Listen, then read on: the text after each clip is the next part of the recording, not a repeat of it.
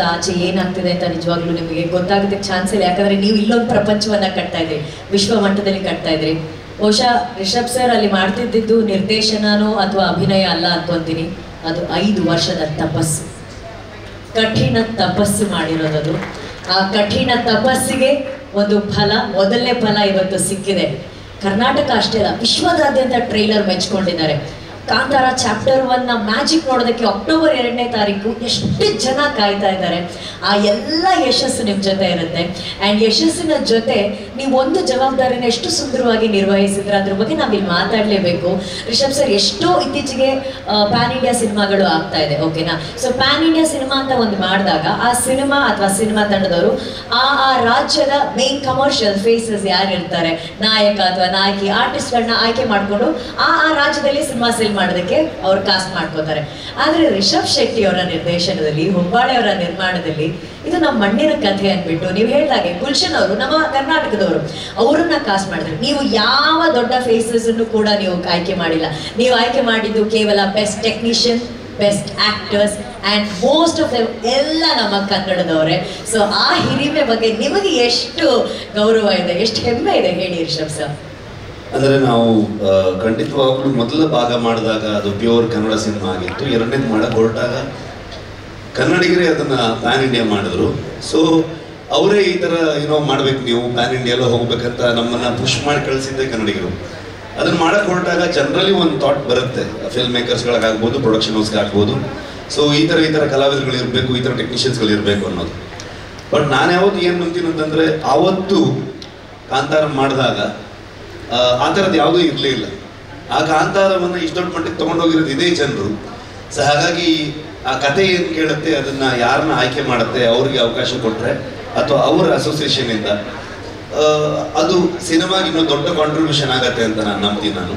ಹಾಗಾಗಿ ಆ ಕಥೆಯ ಆಯ್ಕೆ ಪ್ರಕಾರವಾಗಿ ಹೋಗಬೇಕೆ ಹೊರತು ನಾವು ಅದನ್ನು ಫೋರ್ಸ್ ಮಾಡಿದ್ರೆ ಅದು ಯಾವತ್ತೂ ಆರ್ಗ್ಯಾನಿಕ್ ಆಗಿ ಹೋಗೋದೇ ಇಲ್ಲ. ಅದು ಅವರು ಕೂಡ ಫಿಟ್ ಆಗಲ್ಲ, ನಮ್ಮ ಸಿನಿಮಾವು ಕೂಡ ಜಸ್ಟಿಫೈ ಆಗಲ್ಲ ಅಂತ ಅಂದ್ಕೊಳ್ತೀನಿ ನಾನು.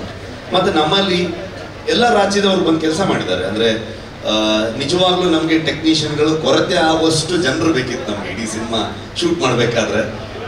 ಆರ್ಟ್ ಡಿಪಾರ್ಟ್ಮೆಂಟಿಗೆ ಲಿಟ್ರಲಿ ಒಂದು 600-700 ಜನ ಎವ್ರಿ ಡೇ ವರ್ಕ್ ಮಾಡ್ತಾ ಇದ್ರು ಅಲ್ಲಿ ಎಲ್ಲ ಸೆಟ್ಗಳನ್ನ ಹಾಕಬೇಕಾದ್ರೆ. ಸೊ ಹಂಗಾಗಿ ಎಲ್ಲ ರಾಜ್ಯದಿಂದ ಬಂದಿದ್ರು ಸಿನಿಮಾ ವರ್ಕರ್ಸ್ಗಳೆಲ್ಲರೂ. ಸೊ ಅದೇ ರೀತಿ ನಮ್ಮ ಲೋಕಲ್ ಟ್ಯಾಲೆಂಟ್ಗಳು ಹೇಳುತ್ತಿರೋದೇ ನಾವು ನಮ್ಮ ಮಣ್ಣಿನ ಕಥೆಯನ್ನು, ನಮ್ಮ ಮನುಷ್ಯ ಮತ್ತು ಪ್ರಕೃತಿಯ ಸಂಘರ್ಷವನ್ನು ಹೇಳ್ತಾ ಇರುವಂಥದ್ದು. ಸೊ ಅದರ ಇನ್ನು ಡೀಪರ್ ಸೈಡ್ ಹೋಗಿದ್ದೀವಿ ಈ ಸಲ.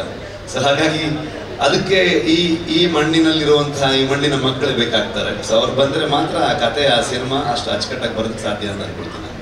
And final question Rishab sir, ನೀವು ಹೇಳಿದ್ರಿ ಮಾತಾಡ್ಬೇಕಾದ್ರೆ ಇವತ್ತು ನನ್ನಿಂದ ಹಿಡಿದು ಪ್ರಗತಿ ಎಲ್ಲರೂ ರಿಷಬ್ ಅವರು ಅಂತ ಹೇಳ್ತಿದ್ರು. ನನಗೇನು ಮಾತೇ ಇಲ್ಲ. ಅಂದರೆ ನಾನು ಬರ್ತಾ ಪ್ರಗತಿ ಅಂತ ಮಾತಾಡ್ತಿದ್ದೆ. ನನಗೇನು ಆಡಿಯೋ ಬರ್ತಾ ಇಲ್ವಾ?